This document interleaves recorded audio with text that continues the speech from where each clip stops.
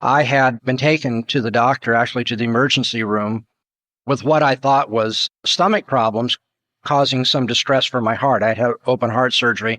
My cardiologist wanted me to come into the hospital and just check it out. Well, it turned out when I got there that what I thought was stomach flu was actually a bleeding ulcer.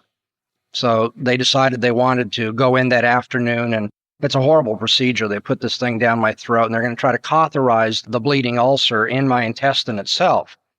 Well, anyway, they went in, and it was a very uncomfortable procedure, not at all the sort of thing I would wish on anybody. After the doctor was in there, he said, "I'm sorry, Greg, there's so much blood in your intestine, I cannot find the source, and so we're going to have to do major surgery." Now, because I know the hospital routine. I've had open heart surgery a couple times, so forth. So I asked him, I said, "So you want me to come back on Monday and check into the hospital for surgery?" He said, "No, if we don't get you into surgery within an hour, you'll be dead." And the interesting thing is, I had not wanted to go to the hospital, and I resisted doing it, saying I'm going to be okay and so forth. If I had done that, I would have died. So I do believe God controls the universe, and I give him thanks for saving my life. But anyway, when I had to have this surgery on my stomach, one of the things they have to do, and I don't wish to gross any of you out, but they put a tube in your nose down through your esophagus into your stomach. And that's very uncomfortable. But not only is it uncomfortable when they first do it, but after that tube has been in there a few days, all of the soft membranes in your nose and face, down your throat, have been irritated, and it just hurts like the dickens. To turn your head now becomes, excruciating pain and so forth. Well, anyway, so I'm in the hospital recovering from this surgery, and I think it was the third or fourth day after the surgery, and the surgeon, whom I had never met because they put me under and took me into the operating room, and he came in and saved my life, but he was in, and he asked if there was anything that I wanted.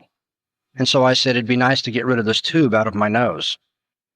And he looked at me and he said something, which to this day, I still can't imagine one human being this cruel. But he looked at me and he said, "Oh, you can't just pray that away, huh?" He had obviously noticed on my chart that I was a minister. Okay, so he knew that I was a religious person. And in my pain, in my discomfort, and simply asking, "Can we get rid of this pretty soon?" his comeback was, "Oh, you can't just pray that away, huh?" Sarcasm. Now, believe me, it would have been easy for me to think it's time to punch out this guy's lights. What a nasty remark. Somehow, God, however, gave me a sanctified demeanor in a response. And I simply said, "It doesn't work that way." And it's because I did not pick up on his barb, and I was able to say it doesn't work that way, that later I was able to testify to this doctor, to explain to him what prayer is about, the sovereignty of God, and that sometimes we are put through pain for God's good purposes. And so, yes, I can pray about it, but no, I can't automatically pray it away. But you see, I could not have done that if I would have given in to the foolish question, "Oh, you can't just pray it away?"